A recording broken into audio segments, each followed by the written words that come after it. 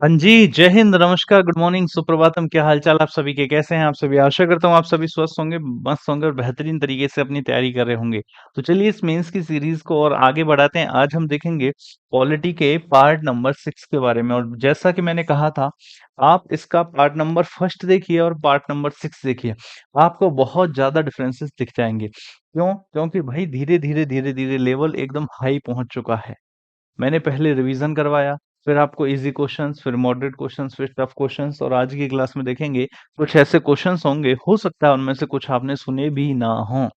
हाँ, बिल्कुल तैयार हो जाइए, लेकिन हम उनको भी करेंगे क्योंकि हमें तो हर एक लेवल को यहाँ पर हिट करना है। देखिए, पहला क्वेश्चन आप सभी के सामने है, सिंपल सा है। यहाँ पर समस्या इस बात की है, लगता तो सिंपल सा है, लेकिन जब हम एग्जामिनेशन हॉल में बैठे होते हैं तब ये क्वेश्चन थोड़ा सा दर्द दे जाता है। और जो ये क्वेश्चन थोड़ा सा दर्द दे जाता है, इसी दर्द की हम चलिए बात करते हैं, कैसे इससे छुटकारा पाया जा सकता है। भाई सबसे जरूरी चीज ये है कि आप क्वेश्चन को प्यार से पढ़ो। बार बार मैं यही समझाता हूँ आपसे। जितने धीरे, और प्यार से धीरे का मतलब ये नहीं है द मिनिस्टर्स ऐसे पढ़ना हो। धीरे का मतलब है कि जल्दबाजी में करते हुए नहीं जाना, उसको समझने की कोशिश करनी है। द मिनिस्ट्रीज डिपार्टमेंट, भैया जितने भी मिनिस्टर्स बनाए जाते हैं ऑफ द यूनियन गवर्नमेंट, केंद्र सरकार में जितने भी मिनिस्टर्स बनाए जाते हैं, are created by the prime minister, उन्हें प्राइम मिनिस्टर के द्वारा क्रिएट किया जाता है। अब वहां पर कंफ्यूजन ये हो जाएगा। मैंने आपसे कहा था कि आर्टिकल 75 कहता है कि लोकसभा में जो भी मेजोरिटी पार्टी होगी, उसी मेजोरिटी पार्टी में से एक व्यक्ति को पीएम नियुक्त कर दिया जाएगा। ये पीएम किसके द्वारा अपॉइंट किया जाएगा? इस पीएम को अपॉइंट करने का काम करता है हमारे देश का राष्ट्रपति। कौन करता है? हमारे देश का राष्ट्रपति। और इसी पीएम के कहने पर फिर डिफरेंट डिफरेंट मिनिस्ट्रीज को बनवाया जाता है, जैसे कि transport minister, railway minister, finance minister, education minister, sports minister. तो ये जितने भी डिपार्टमेंटल मिनिस्टर्स हो गए, इनको बनाया जाता है किसके कहने पर? पीएम के कहने पर। लेकिन इनको नियुक्त करता कौन है? इनको भी नियुक्त कौन करता है? इनको भी नियुक्त प्रेसिडेंट ही करता है। तो the prime minister of India is appointed by the president and the council of minister is also appointed by the president on advice of prime minister. लेकिन बाकी इनको नियुक्त करने के लिए जो सलाह देता है वो कौन देता है? वो देता है भैया आपका प्राइम मिनिस्टर। देखिए यहाँ पर आता है थोड़ा सा प्रैक्टिस का गेम। आपने ये सारी चीजें पढ़ रखी हैं, फिर भी आप जब एग्जामिनेशन हॉल में बैठोगे, फिलहाल जैसे आप इसका आंसर निकालोगे आपको कोई कंफ्यूजन नहीं होगा। लेकिन जिस समय एग्जामिनेशन हॉल में बैठे होंगे, वहां पर कोई और राय देने वाला, बोलने वाला, समझाने वाला नहीं है। अगर मैं यहाँ पर पढ़ रहा हूँ ना, तो भी आपका फ्लो एक सीधा चलता जाएगा। एग्जामिनेशन हॉल में थॉट प्रोसेस अलग हो जाता है। अब देखना जरा, वहां पर आप क्या सोचोगे? जब ministries department of the union government, केंद्रीय सरकार के जो मिनिस्ट्रीज डिपार्टमेंट हैं, आर क्रिएटेड, बनाए जाते हैं किसके द्वारा? प्राइम मिनिस्टर के द्वारा। भैया वही तो बताता है किस किस को कहाँ कहाँ अपॉइंट करना है। ऐसा सोच लिया, लेकिन ये गलत हो जाएगा। वो सिर्फ सलाह देता है, बनाता नहीं है। इसने कहा है आर क्रिएटेड, इस बात पर नोटिस करो जरा। इसने कहा है आर क्रिएटेड, क्रिएट नहीं करता है प्राइम मिनिस्टर। प्राइम मिनिस्टर सिर्फ एडवाइस देता है, प्राइम मिनिस्टर सिर्फ सलाह देता है। क्रिएट करने का काम कौन कर रहा है?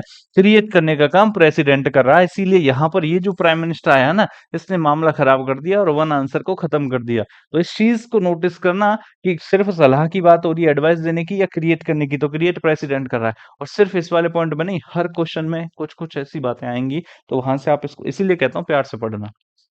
नेक्स्ट है the cabinet secretary is the ex officio chairman. जैसे नहीं कि PM is the ex officio chairman of NITI Aayog, vice president is the ex officio chairman of Rajya Sabha, वैसे ही the cabinet secretary is the ex officio chairman of civil services board. बिल्कुल सही कहा। जो cabinet secretary होता है, ये सिविल सर्विसेज बोर्ड का एक्स ऑफिशियो चेयरमैन होता है। इसका मतलब क्या है? सेकंड पॉइंट सही हो जाएगा। ऑप्शन नंबर भैया टू सही हो जाएगा। कौन सा ऑप्शन सही गया? ऑप्शन नंबर टू सही चला गया, ओनली टू। इस बात को आप नोटिस करना है। चलिए आ जाइए, अगले प्रश्न की तरफ चलते हैं। बहुत प्यारे प्यारे प्रश्न आज की क्लास में मैंने रखे हैं, तो तैयार हो जाइए मेरे साथ। द वीरप्पा मोइली कमीशन, भाई साहब बताओ फटाफट। द वीरप्पा मोइली, बंद हो जाती, the Veerappa Moily commission in its report on administrative reforms, प्रशासनिक सुधार जो थे, among the aspects, among other aspects, has suggested doing away with which one of the following pairs of articles of the Constitution of India? Sir क्या कह गया ये वाली बात तो? वीरप्पा मोइली, आप सभी को पता है एडमिनिस्ट्रेटिव रिफॉर्म कमीशन जो बनाया गया था उसके अध्यक्ष थे। तो वीरप्पा मोइली आयोग ने अन्य पहलुओं के साथ साथ प्रशासनिक सुधारों पर अपनी रिपोर्ट में भारत के संविधान के कौन से अनुच्छेद या अनुच्छेदों के निम्नलिखित युग्मों में से किस एक को हटाने का सुझाव दिया था? कौन से आर्टिकल्स को रिमूव करने की बात की गई थी? तो भैया ये सिंपल सा आंसर है इसका, अगर आपने पढ़ा है देन ही कर पाओगे, इसमें तुक्का वाली बात नहीं चलेगी। और इसमें तुक्का वाली बात नहीं चलेगी, आर्टिकल कौन सा हो जाएगा, 310 हो जाएगा और 311 हो जाएगा। अच्छा, इसी के पास में नियर बाई एक और आर्टिकल पड़ता है, उसको बोलते हैं आर्टिकल नंबर 312। वो किससे रिलेटेड है? जो आर्टिकल नंबर 312 है वो रिलेटेड है ऑल इंडिया सर्विसेज से। किससे? All India services, Akhil Bharatiya सेवाएं। ऑल इंडिया सर्विसेज को क्या कहा जाता है? ऑल इंडिया सर्विसेज को अखिल भारतीय सेवाएं कहा जाता है। अखिल भारतीय सेवाएं, ऑल इंडिया सर्विसेज यानी कि अखिल भारतीय सेवाओं से संबंधित हो जाता है आर्टिकल नंबर 312। अच्छा, इसी से अगर थोड़ा सा और ऊपर जाते हैं, आर्टिकल आर्टिकल 315 की बात करते हैं, तो 315 से लेकर के आर्टिकल नंबर 315 से लेकर के 323 तक, ये पता आपको किससे संबंधित है? ये भैया आपका UPSC, UPSC and SPSC, state public, SPSC, state public service commission से संबंधित हो जाता है। इसके अलावा बात करें आर्टिकल नंबर 324 की, तो आर्टिकल 324 किससे संबंधित है? चुनाव आयोग, इलेक्शन कमीशन, इलेक्शन कमीशन जो कि 26 नवंबर को ही लागू हो गया था 1949 में। इलेक्शन कमीशन यानी कि चुनाव आयोग। तो ये वाला जो आर्टिकल है ये किससे संबंधित है?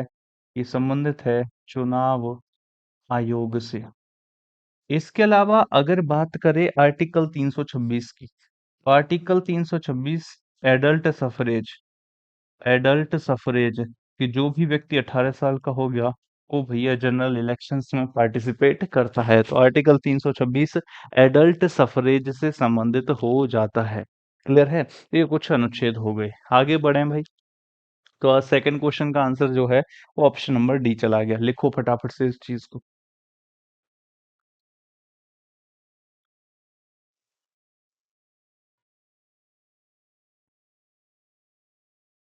चलिए भाई, नेक्स्ट। अगला क्या है? अगला है with reference to the constitution of India, भारतीय संविधान के संदर्भ में, with reference to the constitution of India, भारतीय संविधान के संदर्भ में, which one of the following pairs is not correctly matched, निम्न में से कौन सा पेयर, कौन सा युग्म सही तरीके से मैच्ड नहीं है? देखेंगे चलो। जैसे मैरिज एंड डाइवोर्स है, ये कौन कौन लिस्ट में आता है? अच्छा भैया, कौन सा पेन ये दिखेगा इस पे? ठीक है भैया, इसमें आता है। इंश्योरेंस यूनियन लिस्ट में आता है, ठीक है भैया। फॉरेस्ट कंकरेंट लिस्ट में आता है, ठीक है भैया। स्टॉक एक्सचेंज स्टेट लिस्ट में? कैसी बातें कर रहे हो सर? स्टॉक एक्सचेंज को स्टेट लिस्ट में करोगे, यूनियन लिस्ट में करोगे? तो यही वाला क्या है? यही वाला गलत है। तो यही वाला भैया हमारा उत्तर हो जाएगा, इज नॉट करेक्टली मैच्ड। यही वाला हमारा सही उत्तर हो जाएगा। चलिए नेक्स्ट, अगला। अच्छा, अगर आपसे पूछे ये लिस्ट कौन से शेड्यूल में दी गई है, तो the division of power basically वो कौन से शेड्यूल में है? तो वो शेड्यूल नंबर 7 में है। Division of power between centre and state, division of power between centre and state is mentioned in schedule number 7, सूची अनुसूची नंबर 7 में मेंशन्ड है। क्लियर है? नेक्स्ट, अगला देखिए भाई।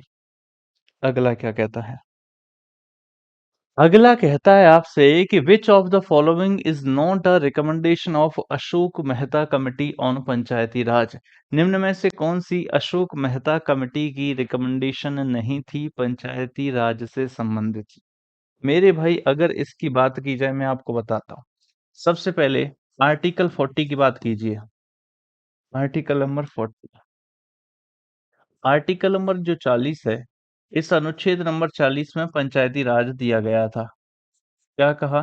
इस अनुच्छेद नंबर 40 में जो ये पंचायती राज है, ये पंचायती राज दिया गया था।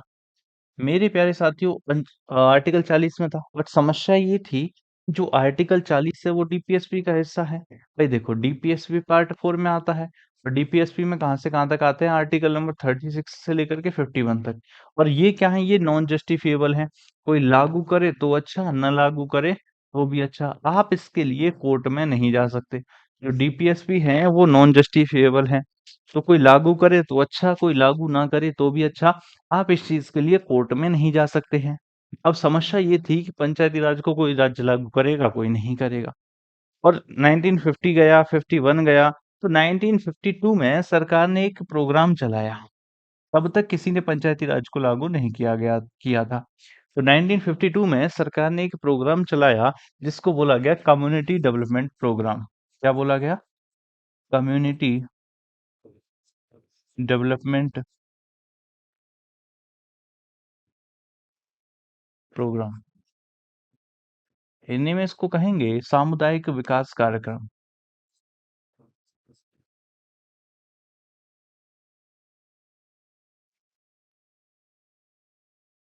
विकास ये वाला आएगा या ये वाला आएगा भाई? चलो कोई सा भी, विकास कार्यक्रम, सामुदायिक विकास कार्यक्रम। ये चलाया गया 1952 में। जब इसको 5 साल हो गए, 1957 आ गया, तो ये चेक करने के लिए इस कम्युनिटी डेवलपमेंट प्रोग्राम की वजह से कुछ सही हुआ भी है या नहीं हुआ है। To check about the community development programme, सरकार ने एक कमेटी बनाई और उस कमेटी के जो अध्यक्ष बनाए गए, वो बनाए गए बलवंत राय मेहता। तो यहाँ पर जो कमेटी बनी उन्हीं के नाम पर पड़ गई फिर वो, बलवंत राय मेहता कमेटी। 1957 में ये चेक करने के लिए कि कम्युनिटी डेवलपमेंट प्रोग्राम सही से काम कर रहा है या नहीं, उसके लिए बलवंत राय मेहता कमेटी बनाई गई। और इस बलवंत राय मेहता कमेटी ने चेक किया, और जब इससे सुझाव मांगा गया तो इसने कहा कि यदि सरकार वाकई में डेवलपमेंट करना चाहती है देश का, तो लोकल लेवल पर लोगों को पावर देनी होगी, लोकल लेवल पर सरकार बनानी होगी, स्थानीय लेवल पर लोगों के पास शक्ति होनी चाहिए।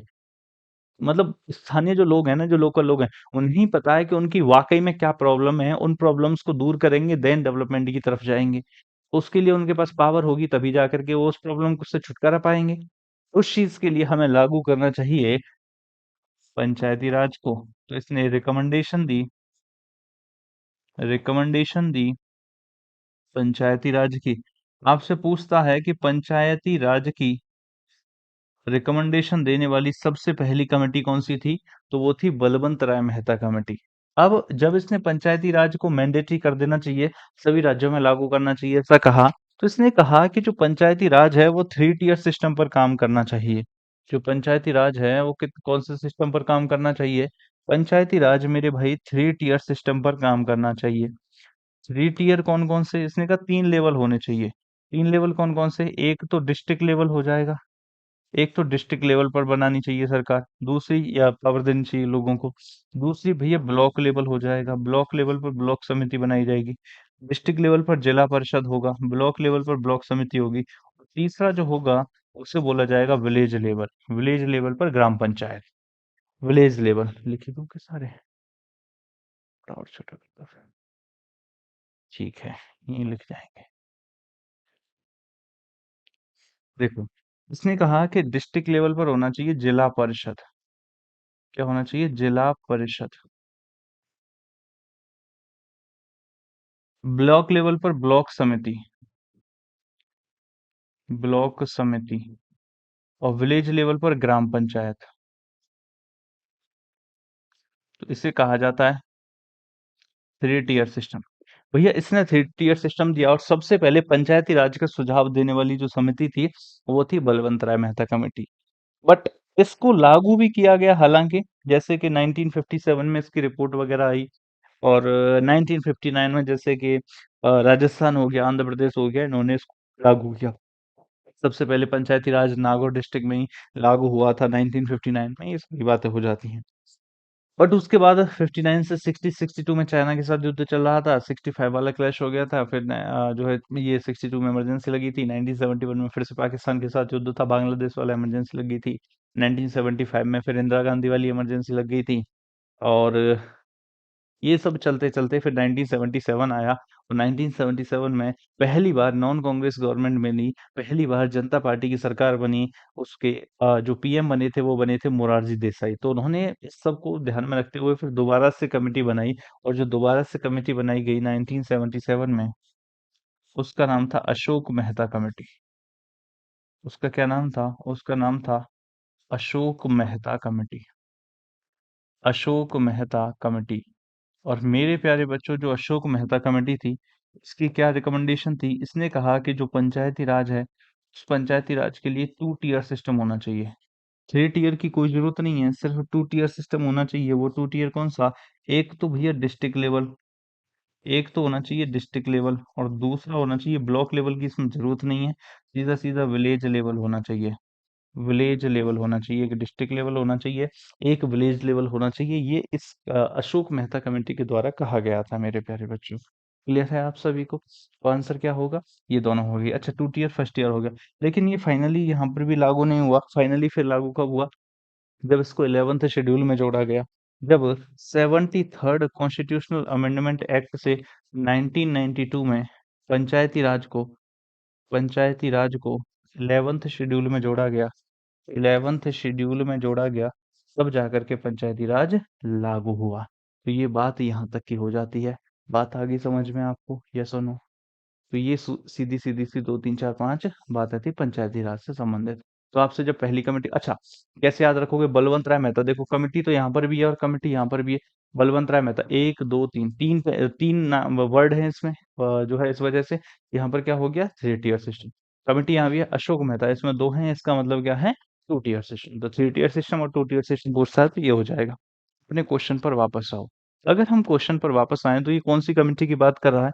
ये बात कर रहा है अशोक मेहता कमेटी की। और अशोक मेहता कमेटी कौन सी है? 1977 वाली है, जो मुरारजी देसाई गवर्नमेंट ने बनाई थी। यही तो है अशोक मेहता कमेटी 1977 वाली। अब इसके बारे में क्या क्या कह रहा है सुनना जरा।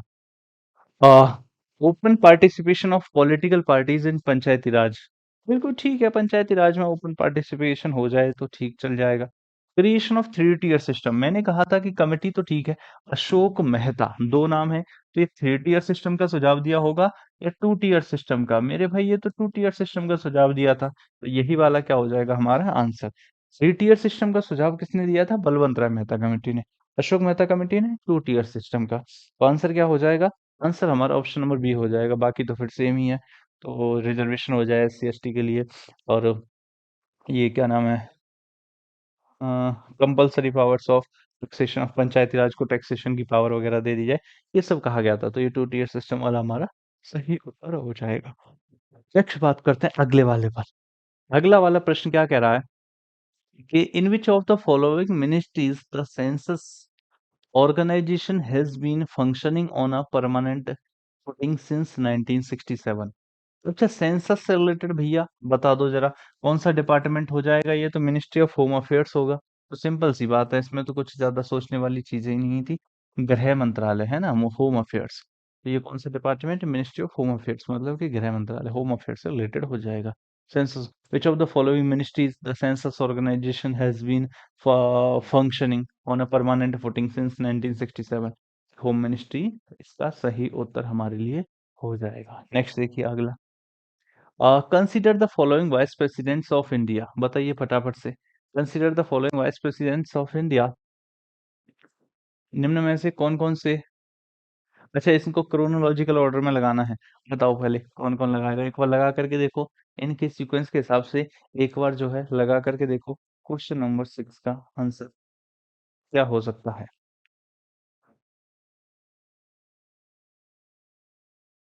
हाँ जी,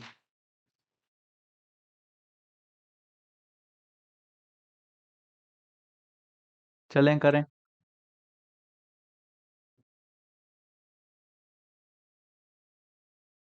देखो, इसमें सबसे पहले वाले तो होंगे वीवी गिरी, फिर होंगे जीएस पाठक।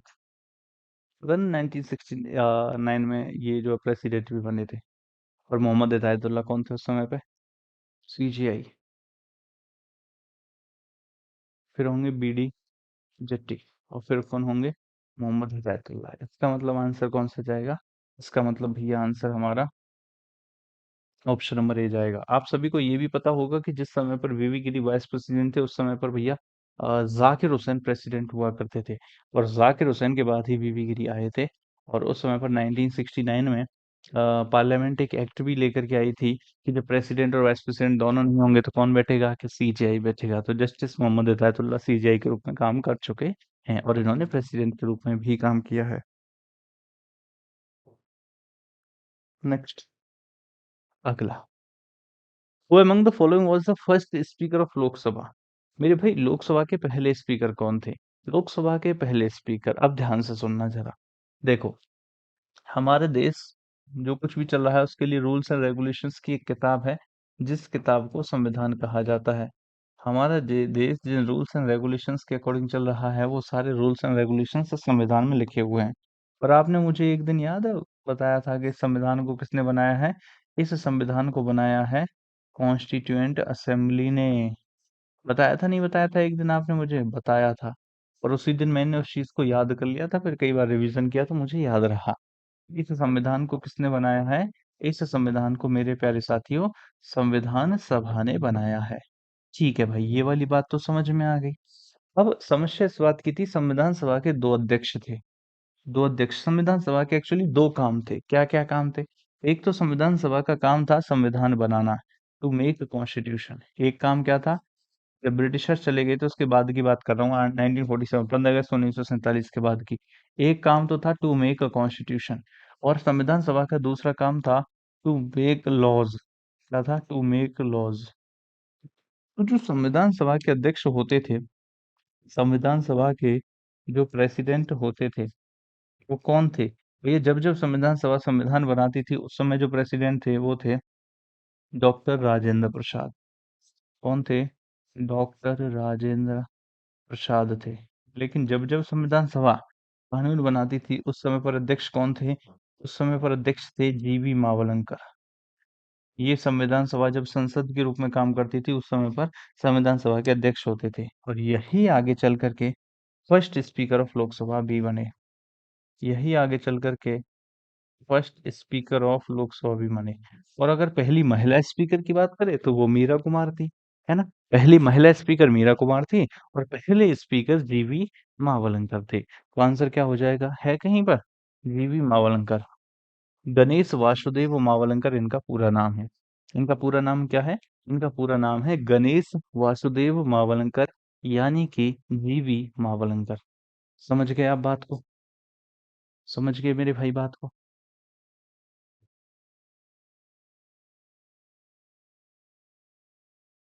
क्लियर है? चलिए नेक्स्ट, अगला देखिए फिर। क्लियर है तो match the following provisions of the constitution. संविधान के कुछ प्रावधान जिनको कहाँ से लिया गया है, ये पूछ रहा है। संविधान के प्रोविजंस दिए रखे हैं आपको कुछ, और आपसे कह रहा है कि इनको कहाँ से लिया गया है। अमेंडमेंट ऑफ द कॉन्स्टिट्यूशन, इसको भैया साउथ अफ्रीका से लिया गया। Germany, Canada, south Africa. तो ए में क्या जाएगा? ए में थ्री जाएगा, ठीक है? ए में थ्री जाएगा। डायरेक्टिव प्रिंसिपल्स, डीपीएसपी को तो आयरलैंड से लिया गया है, तो ऐसे जाएगा। इसके अलावा emergency provisions are taken from the government of India act 1935। लेकिन अक्सर वो ऑप्शन में नहीं देता है, और इस बार भी नहीं दे रखा है। तो हम क्या कहते हैं? इमरजेंसी के दौरान ही फंडामेंटल राइट्स को सस्पेंड किया जा सकता है, और ये प्रोविजन हमने जर्मनी से लिया है। तो आंसर क्या हो जाएगा इमरजेंसी प्रोविजंस में? जर्मनी। और लास्ट बचा द यूनियन स्टेट रिलेशंस, ये कनाडा से ले रखा है, कहीं है? ये रहा Canada. Federation with strong centre, है ना? केंद्र, हमारे यहाँ फेडरेशन तो है, केंद्र सरकार राज्य सरकार के बीच में शक्तियों का विभाजन है, लेकिन उसमें से केंद्र सरकार ज्यादा मजबूत है। तो भाई देख लो, ए में क्या जाएगा? ए में जाएगा थ्री, तो आंसर निकाल लो थ्री। और बी में क्या गया है? फोर, तो थ्री फोर। सी में क्या गया है? One one. और डी में क्या गया है? टू। तो थ्री फोर वन टू जो होगा वही हमारा आंसर होगा। देखो जरा, थ्री फोर वन टू कहाँ पर है? तो थ्री फोर वन टू है कहीं? ये तो हमारी मैच ही नहीं बैठा।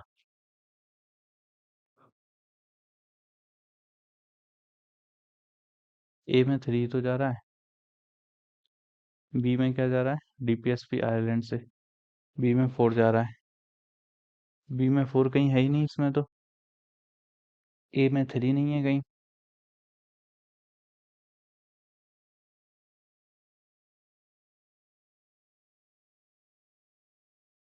डी में 2, डी में 2, डी में क्या है, 2 है। तो या तो आंसर ये होगा, या तो आंसर ये होगा। इसके अलावा एक सेकंड, किसका फोन है, छोड़ो। इसके अलावा क्या सी में, इमरजेंसी प्रोविजन, सी में 1 है। सी में 1, इसका तो आंसर ये जाना चाहिए। अब इसमें क्या है, ए में 4। गलत है भाई ये। हमारा 3 4 1 2 आंसर होगा, ठीक है ना। हटा दो। 3 4 1 2, ये सही उत्तर है। 3 4 1 2 यही सही उत्तर है, कुछ नहीं रखा है इसमें, है ना। गलत भी हो जाता है कई बार। तो 3 4 1 2 सही उत्तर है। अमेंडमेंट प्रोसीजर जो कि आर्टिकल 368 में है, इसको साउथ अफ्रीका से लिया गया है ना। डायरेक्टिव प्रिंसिपल्स को आयरलैंड से लिया गया है। इमरजेंसी प्रोविजंस को जर्मनी से लिया गया है। और यूनियन स्टेट रिलेशंस को आपका कनाडा से लिया गया है। और तो हमने कोई गलती करी नहीं है। सी में 1 करा है, बी में 4 करा है, बी में 4 करा है, कोई गलती नहीं करी है हमने। हमारा एकदम जो है परफेक्ट आंसर है। तो इसको छोड़ दीजिए। इस हमारा उत्तर यही होगा, कुछ टाइपिंग एरर रही होगी इसमें। ठीक है, नेक्स्ट देखिए अगला। अगला क्या है, अगला क्या है, अगला देखिए। Consider the following statements respect to the attorney general. सबसे पहली बात तो अटॉर्नी जनरल कौन होता है। अटॉर्नी जनरल होता है, जैसे मान लीजिए ये भारत सरकार है। ये कौन है, ये भारत सरकार है। अब आपकी लड़ाई किसी से हो गई, क्या कहा, आपकी लड़ाई किसी से हो गई, ये ए है, ये बी है, ये ए पर्सन है और ये बी पर्सन है। आपकी लड़ाई हो गई, आप अपना अपना वकील हायर कर लोगे। लेकिन भारत सरकार के ऊपर अगर कोई केस करता है तो भारत सरकार बार बार वकील ढूंढने के लिए तो नहीं जाएगी।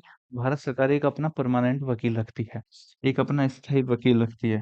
तो भारत सरकार क्या करती है, एक अपना परमानेंट वकील रखती है। और भारत सरकार का जो परमानेंट वकील होता है, जो भारत सरकार को रिप्रेजेंट करता है, उसी को भैया अटॉर्नी जनरल कहा जाता है। और यही highest law officer of the country होता है। यही क्या होता है, highest law officer of the country, देश का सर्वोच्च कानून अधिकारी होता है। इसकी क्वालिफिकेशन सुप्रीम कोर्ट के जज के बराबर होती है। इसकी क्वालिफिकेशन कितनी होती है, सुप्रीम कोर्ट के जज के बराबर होती है। तो he is appointed by the president, बिल्कुल सही है। He must have the same qualifications are required by the जज ऑफ अ हाई कोर्ट। कैसे होगा यहाँ पे भाई, हैं, हाई कोर्ट की बजाय क्या होगा, सुप्रीम कोर्ट होगा। In the performance of his duties, जब ये अपनी ड्यूटीज की परफॉर्मेंस करता है, he shall have the right to audience in all courts. बिल्कुल सही बात है।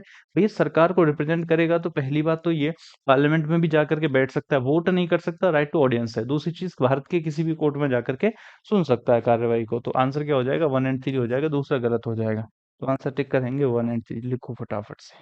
तो highest law officer of the country इसको कहा जाएगा। आंसर टिक करेंगे 1 and 3।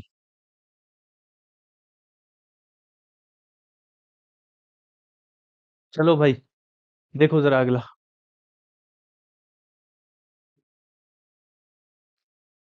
In which of the following years was the fundamental duties have been added to the extent fundamental rights in the Constitution of India? मतलब fundamental, देखो इसका कोई logic नहीं था।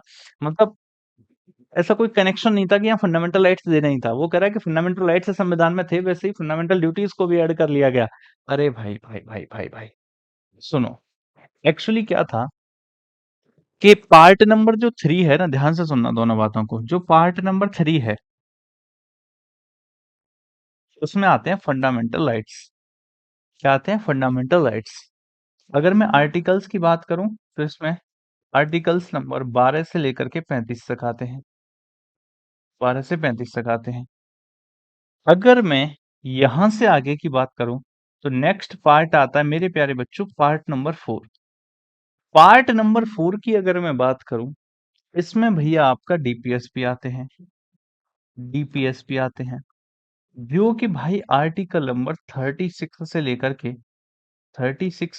के 51 तक आते हैं। अब मेरी बात सुनो। पार्ट नंबर 3 में जो फंडामेंटल राइट्स हैं वो क्या कहते हैं, पार्ट नंबर 3 के जो फंडामेंटल राइट्स हैं वो सरकार से कहते हैं कि तुम्हें ऐसा नहीं करना है। क्या कहते हैं? तुम्हें ऐसा नहीं करना है। तुम्हें कानून बनाते समय भेदभाव नहीं करना है। तुम्हें किसी पर्सन के साथ डिस्क्रिमिनेशन नहीं करना है। तुम्हें सरकारी नौकरियों के अवसर में भेदभाव नहीं करना है। तुम्हें किसी को कोई टाइटल नहीं देना है। तुम्हें किसी को भारत में घूमने से नहीं रोकना है, संघ बनाने से नहीं रोकना है, किसी प्रोफेशन को अपनाने से नहीं रोकना है। तुम्हें किसी व्यक्ति को दोहरी सजा नहीं देनी है। तुम्हें किसी भी व्यक्ति को 24 घंटे से ज़्यादा लॉकअप में नहीं रखना है। तुम्हें किसी भी व्यक्ति से ऐसा काम नहीं कराना जिसमें उसकी लाइफ को खतरा। तुम्हें किसी व्यक्ति को किसी धर्म को मानने से नहीं रोकना। मतलब समझ रहे हो ना तुम? तो फंडामेंटल राइट्स क्या है? सरकार से कहते हैं तुम्हें ऐसा नहीं करना है। और डीपीएसपी क्या है? सरकार से कहते हैं तुम्हें ऐसा करना है। ये क्या है? सरकार की ड्यूटीज हैं इसको। ये जो डीपीएसपी है ना, directive principles of state policy, ये कुछ वो प्रिंसिपल्स हैं जो सरकार को लागू करने चाहिए। अगर सरकार इनको लागू करेगी तो वो एक अच्छी सरकार बन जाएगी, एक वेलफेयर स्टेट बन जाएगी। अब मेरी बात सुनो, ये कहता है सरकार से नहीं करना है और ये कहता है करना है। तो सरकार बोली क्या सारी जिम्मेदारियां सिर्फ हमारी ही हैं? इन नागरिकों की हमारे लिए कोई जिम्मेदारी नहीं है, सारी जिम्मेदारियां हमारी ही हैं? इस बात को चेक करने के लिए सरकार ने क्या किया, 1976 में एक कमेटी का गठन किया। एक क्या है? एक कमेटी का गठन किया। इस कमेटी के जो हेड थे वो थे सरदार स्वर्ण सिंह। इसीलिए इस कमेटी का नाम भी सरदार स्वर्ण सिंह कमेटी पड़ गया। स्वर्ण सिंह। इस कमेटी के जो हेड थे वो थे सरदार स्वर्ण सिंह। अब जब सरदार स्वर्ण सिंह इसके हेड थे, स्वर्ण सिंह, इस कमेटी ने क्या किया, इस कमेटी ने चेक किया और बोला जी हाँ बिल्कुल, इन नागरिकों की भी कुछ जिम्मेदारी होनी चाहिए और उन जिम्मेदारियों को संविधान में ऐड कर देना चाहिए। तो इस सरदार स्वर्ण सिंह कमेटी की रिकमेंडेशन पर, इस सरदार स्वर्ण सिंह कमेटी की रिकमेंडेशन पर भैया संविधान में फंडामेंटल ड्यूटीज को ऐड किया गया। संविधान में फंडामेंटल ड्यूटीज को ऐड किया गया।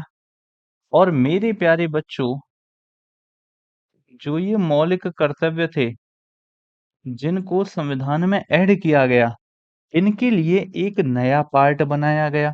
वो नया पार्ट कौन सा था? इनके लिए एक नया पार्ट बनाया गया, पार्ट 4A। नया आर्टिकल, आर्टिकल 51A। अब बात ये आती है कि दो ये जो चीजें की गई, कोई ना कोई अमेंडमेंट हुआ होगा। तो ये हुआ था 42nd कॉन्स्टिट्यूशनल अमेंडमेंट एक्ट से 1976 में। कितनी ड्यूटीज जोड़ी गई थी?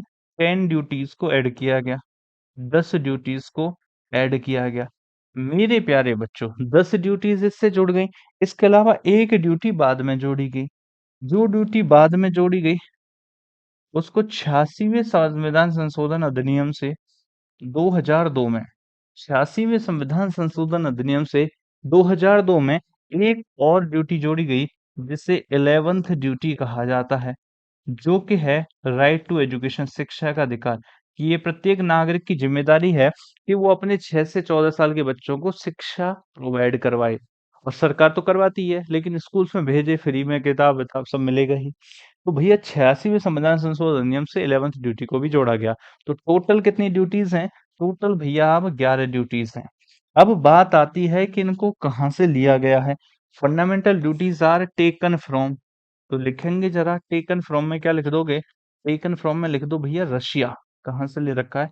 रशिया से। या फिर आपसे ऑप्शन में दे देता है यूएसएसआर, तो वही आंसर कर देना। क्वेश्चन के हिसाब से आंसर 1976, ऑप्शन नंबर बॉय गया। लिखो फटाफट से, लिखो फटाफट से। नेक्स्ट क्वेश्चन नंबर 12 क्या कहता है? Which of the following is the largest committee of parliament? संसद की सबसे बड़ी समिति कौन सी है? Which of the following is the largest committee of the parliament? मेरे भाई देखो, संसद की सबसे बड़ी कमेटी कौन सी है? आप सभी को पता है, एस्टीमेट कमेटी है। कौन सी है? सिंपल सा आंसर क्या चला जाएगा? Estimate committee. अगर मैं इस एस्टीमेट कमेटी की बात करूं तो इसमें कितने सदस्य होते हैं? 30 सदस्य होते हैं। इसमें कितने सदस्य होते हैं? 30 सदस्य होते हैं। और सारे के सारे कहाँ से होते हैं? सारे के सारे लोकसभा से होते हैं। अगर इस कमेटी के टेन्योर की बात करूं कि इसका टेन्योर कितना होता है, तो भैया इसका टेन्योर 1 साल का होता है। इसका टेन्योर भैया आपका 1 साल का होता है। अच्छा, पीएसी की अगर बात की जाए, पब्लिक अकाउंट कमेटी टेन्यूर, तो इसका भी 1 साल का होता है, लेकिन इसमें 22 सदस्य होते हैं। कितने सदस्य होते हैं? 22 सदस्य। चाहे तो पीएसी कर लो, चाहे भैया जो है पब्लिक अंडरटेकिंग कमेटी कर लो, ठीक है ना, या पब्लिक अकाउंट कमेटी। अगर हम इसकी बात करें 22 सदस्यों की, तो इस 22 में से जो 15 सदस्य हैं वो कहाँ से होते हैं? लोकसभा से। और जो 7 सदस्य हैं वो कहाँ से होते हैं? राज्यसभा से। इसके ऐसे होते हैं, 15 लोकसभा से, 7 राज्यसभा से। लेकिन एस्टीमेट कमेटी के सारे सदस्य भैया आपका लोकसभा से ही होते हैं। और यही सबसे बड़ी समिति होती है, 30 सदस्यों वाली। और इन सभी का ही कार्यकाल 1 साल के लिए होता है। हाँ। नेक्स्ट देखो अगला प्रश्न। प्रश्न संख्या 13। Who among the following recommends to the parliament? निम्न में से किस who among the following recommends to the parliament for the abolition of legislative council in state? हम्म क्या कह रहा है पता है आपको? क्वेश्चन ये कह रहा है, चलो मैं यहीं पे समझा देता हूँ, कि निम्न में से कौन है जो पार्लियामेंट से कहता है कि राज्य के अंदर विधान परिषद होनी चाहिए? निम्न में से कौन है जो पार्लियामेंट को रिकमेंडेशन देता है कि राज्य के अंदर विधान परिषद होनी चाहिए? अब सुनिए जरा। जैसे मान लीजिए ये यूपी है। ये क्या है? यूपी है, उत्तर प्रदेश है। अच्छा, केंद्र सरकार में क्या क्या होता है? केंद्र सरकार में जैसे लोकसभा होती है, राज्यसभा होती है, वैसी राज्य सरकार में विधानसभा होती है और विधान परिषद होती है, हाँ या ना? लेकिन ये विधानसभा और विधान परिषद मात्र 6 राज्यों में है, बाकी में तो नहीं है। जैसे यूपी है, तो यूपी में क्या क्या होगा? यूपी में एक तो विधानसभा होगी और एक विधान परिषद होगा। होगा या नहीं होगा? बिल्कुल होगा। लेकिन जैसे ही अगर यूपी के बगल वाले राज्य की बात की जाए, यहाँ पर उत्तराखंड भी पड़ता है, यूके पड़ता है, लेकिन यूके में क्या है? सिर्फ विधानसभा है, विधान परिषद नहीं है। और जब यूके में सिर्फ विधानसभा है, विधान परिषद नहीं है, तो फिर यूके में अगर हमें विधान परिषद लाना है तो उसका क्या तरीका हो सकता है? तो ये यूके में विधान परिषद लाना है तो उसका तरीका ये हो सकता है कि जो यूके है, इसकी जो विधानसभा है, यूके की जो विधानसभा है, जो लेजिस्लेटिव असेंबली है, यूके की जो विधानसभा है, जो लेजिस्लेटिव असेंबली है, ये एक रिजोल्यूशन पास करेगी। ये एक रिजोल्यूशन पास करेगी। रिजोल्यूशन का मतलब क्या होता है? प्रस्ताव। तो ये एक प्रस्ताव पारित करेगी। और ये उसमें क्या लिखा होगा? उसमें ये लिखा होगा कि हम विधान परिषद चाहते हैं। हम विधान परिषद चाहते हैं। और इस प्रस्ताव को किसके पास भेज देगी? इस प्रस्ताव को भेज देगी पार्लियामेंट के पास। किसके पास? पार्लियामेंट के, यानी कि संसद के पास। तो मेरे प्यारे बच्चों, विधान परिषद होगी किसी राज्य में या नहीं होगी, ये फाइनली कौन डिसाइड करता है? फाइनली तो बनाता है पार्लियामेंट। लेकिन पार्लियामेंट ऐसा करेगा, उस चीज के लिए रिकमेंडेशन कौन देगा? रिकमेंडेशन उस राज्य की विधानसभा देगी। चाहे तो किसी राज्य में विधान परिषद बनानी हो या फिर किसी राज्य से विधान परिषद को हटाना हो, इन दोनों ही केसेस में जिस राज्य में बनानी है या जिस राज्य से हटानी है, उस राज्य की विधानसभा एक रिजोल्यूशन पास करके संसद के पास भेजती है। देन संसद फिर या तो बनाएगी या तो हटाएगी, जिस राज्य में जरूरत होगी। ऐसे करके ये काम होता है। लिखो फटाफट। फिर आते हैं अपने क्वेश्चन पर। आ जाए।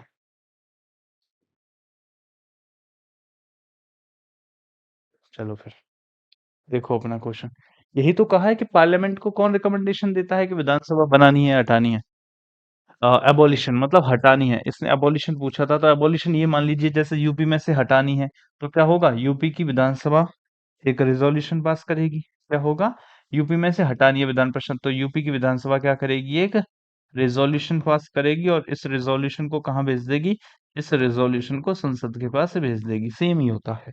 तो आंसर क्या हो जाएगा मेरे प्यारे साथियों? आंसर हो जाएगा प्रेसिडेंट नहीं है, गवर्नर नहीं है, legislative council, legislative assembly of concern state. जिस राज्य में ऐसा होना है, उस राज्य की जो विधानसभा है, संबंधित राज्य की विधानसभा ये रिकमेंडेशन देती है। चलिए भैया बहुत बढ़िया। आंसर कौन सा हो गया? आंसर आपका डी हो गया। प्रश्न संख्या 13।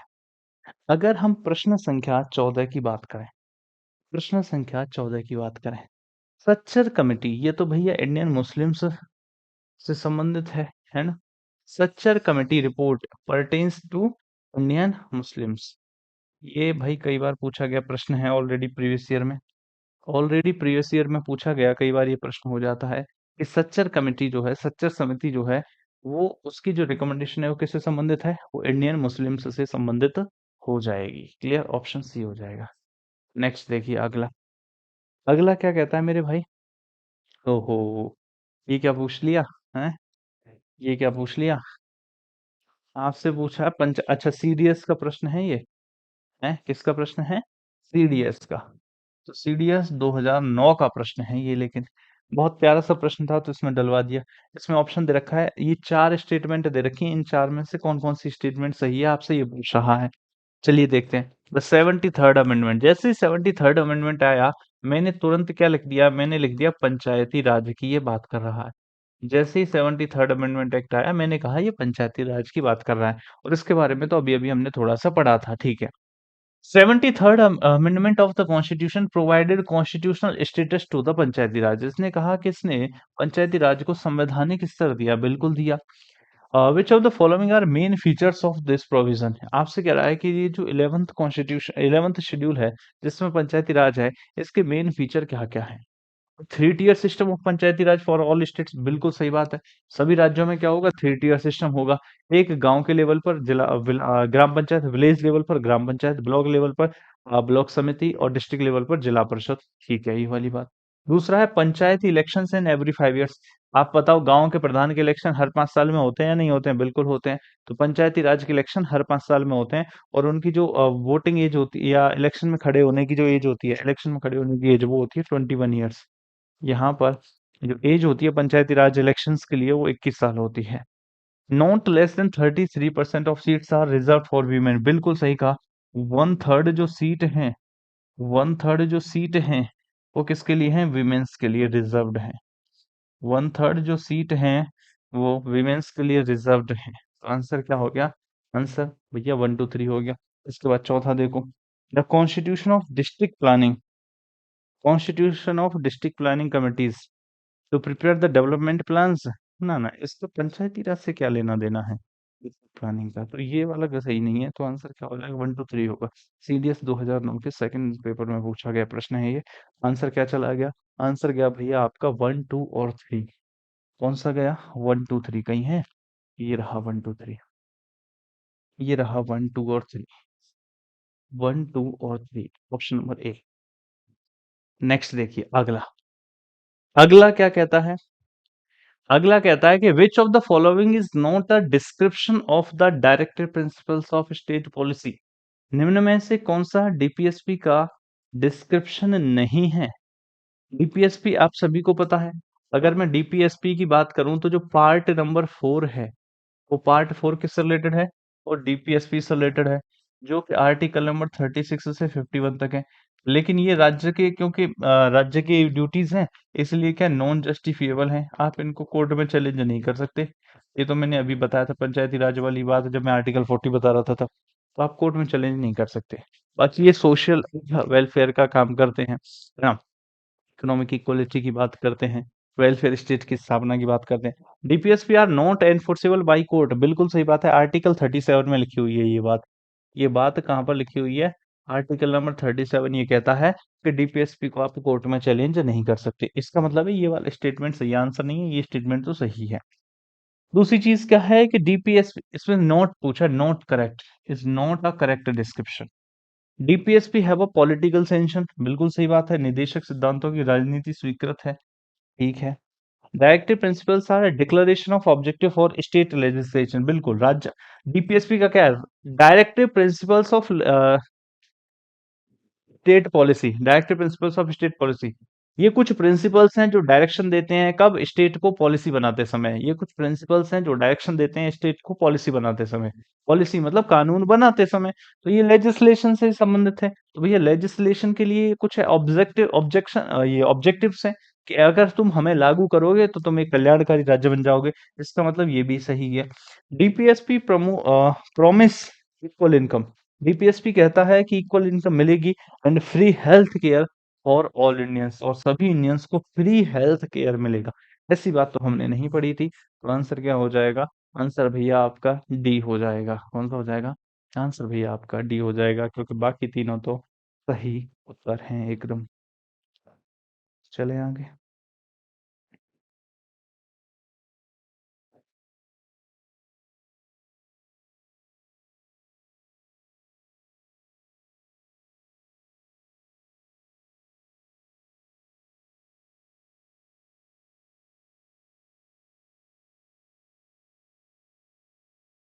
चलो भाई।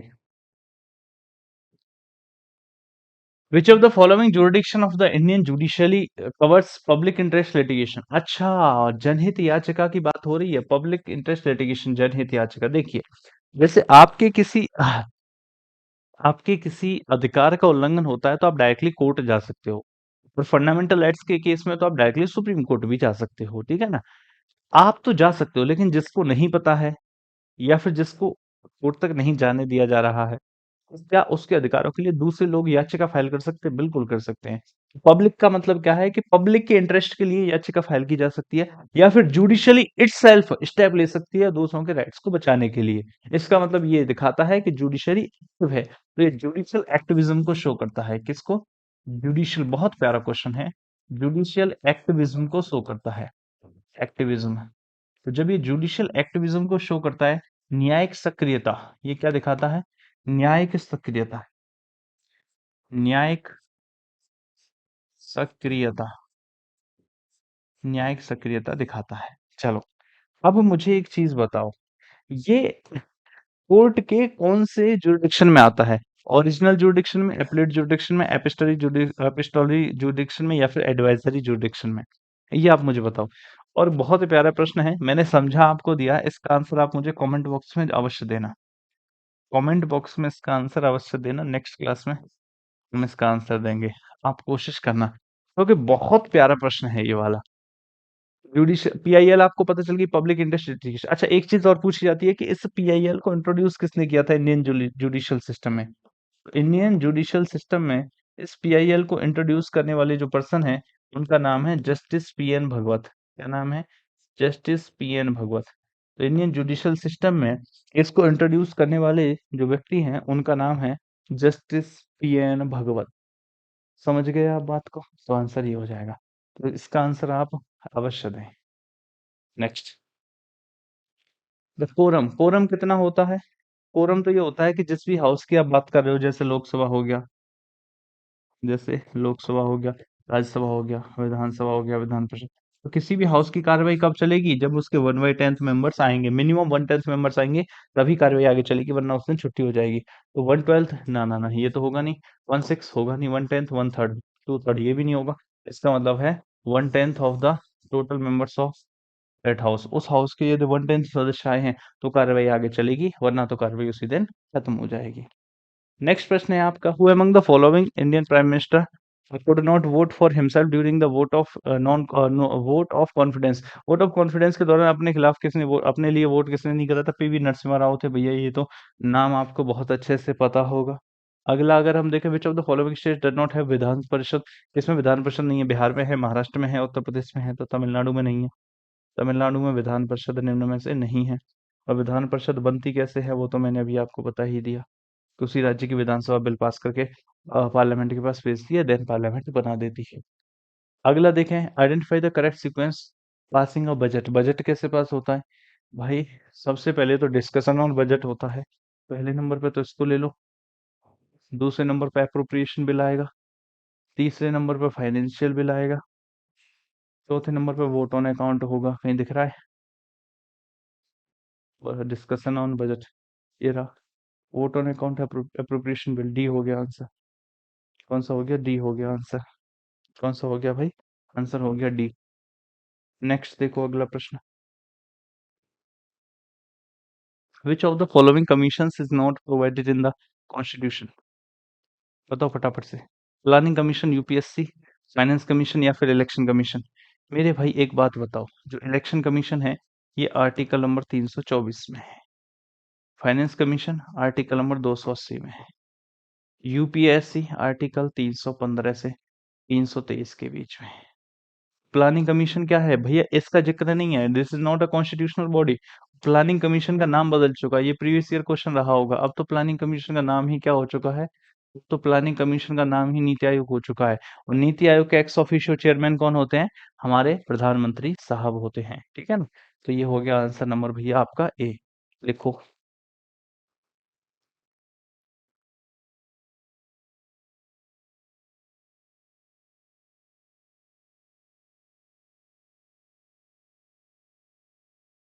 नेक्स्ट देखो अगला। ओहो, बड़ा सा प्रश्न आ गया। A person who was born on January 26 1951 in Rangoon Myanmar में इस किसी का जन्म हुआ है, तो इसको नागरिकता मिलेगी कैसे, इसको नागरिकता किसके आधार पर मिलेगी, वंश के आधार पर, अगर इसके माता या पिता इंडियन होंगे तो।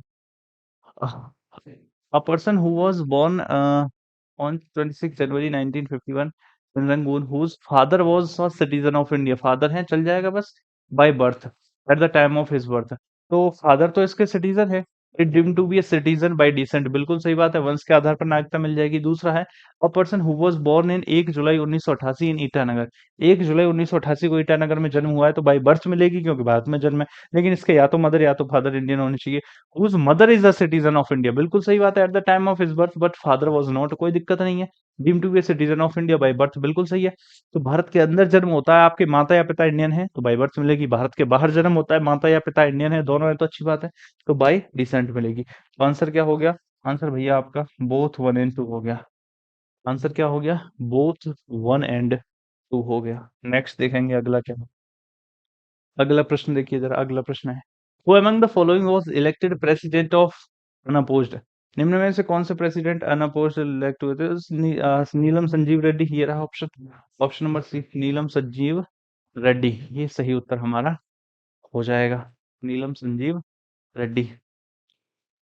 नेक्स्ट प्रश्न अगर हम देखें, अगला वाला आखिरी प्रश्न आप सभी के सामने आने जा रहा है, और वो ये रहा, which of the following rights conferred by the constitution, जो संविधान के द्वारा दिया गया है by the constitution, is also available to non citizens, है which of the following rights conferred by the constitution of India is also available to non citizens, जो non citizens को भी है, फ्रीडम ऑफ स्पीच, भैया ये वाला speech assembly and form association, ये article 19 में आता है। देखो इंडियंस के लिए अगर मैं बात करूं तो इंडियंस के लिए तो सारे ही राइट्स होते हैं, इंडियंस के लिए तो सारे राइट्स होते हैं, लेकिन कुछ ऐसे आर्टिकल्स हैं जो सिर्फ इंडियंस के लिए होते हैं, ओनली, ऐसे आर्टिकल्स लिखता हूं मैं यहाँ जो ओनली फॉर इंडियंस है, बाकी सब तो इंडियंस के लिए भी है और बाहर वालों के लिए। ओनली फॉर इंडियंस कौन कौन से, 15, 16, 19, 29 और 30, ये कुछ ऐसे फंडामेंटल राइट्स हैं जो सिर्फ इंडियंस के लिए हैं, इसके अलावा जो बचे हुए वो तो फॉरेनर्स प्लस इंडियन सबके लिए हैं। फ्रीडम ऑफ स्पीच ये किस में आता है, 19 में आता है, ये तो भैया होगा ही होगा। Freedom to move reside and settle in any part of Indian territory, ये भी 19 में आता है, तो ये भी सिटीजन्स के लिए है सिर्फ। और freedom to acquire property, to carry on any occupation, trade और बिजनेस, ये तो किसके लिए है, ये तो भैया राइट टू प्रॉपर्टी है। अब एक्वायर प्रॉपर्टी ये 31 में था, लेकिन अब किस में है, ये 300 ए में है प्रॉपर्टी वाला, तो राइट टू प्रॉपर्टी। और राइट टू कॉन्स्टिट्यूशनल रेमेडीज ये 32 में। अब मेरी बात सुनो जरा, ये रेमेडीज वाला भी मिलेगा, लेकिन समस्या इस बात की है कि राइट टू कॉन्स्टिट्यूशनल रेमेडीज, अब इन दोनों में से आपको सोच के आंसर देना होगा। राइट टू कॉन्स्टिट्यूशनल जो रेमेडीज है ना, ये मेरे भाई फंडामेंटल राइट्स के संरक्षण के लिए है, अगर उनका कोई उल्लंघन करता है देन ये वाला मिलेगा, कॉन्स्टिट्यूशनल रेमेडीज। तो यहाँ पर जो बेहतर ऑप्शन जा रहा है वो सी जा रहा है। सबको बेस्ट ऑप्शन जब ढूंढना होगा तो बेस्ट ऑप्शन कौन याद कर रहा है भाई इतना ज्यादा, मुझे हिचकी आ रही है। बेस्ट ऑप्शन जो जा रहा है वो सी जा रहा है, ठीक है ना। तो सी हमारा सही उत्तर हो जाएगा, क्योंकि कोई भी विदेशी व्यक्ति भी भारत में आकर के जमीन ले सकता है और उस जमीन पर व्यापार जो है किसी भी ऑक्यूपेशन को शुरू कर सकता है, ठीक है ना। आंसर क्या हो जाएगा, सी हो जाएगा, बिजनेस करने के लिए जमीन एक्वायर कर सकता है। चलिए भाई, ये थे आपके 25 प्रश्न पॉलिटी के, और आज के क्वेश्चंस का लेवल अच्छा था, आपको भी ये चीज पता लगी होगी। बाकी आज यहीं तक रखते हैं, फिर मिलते हैं आपसे नेक्स्ट सीरीज में, नेक्स्ट क्लास में। तब तक के लिए सभी को नमस्कार, जय हिंद, जय भारत।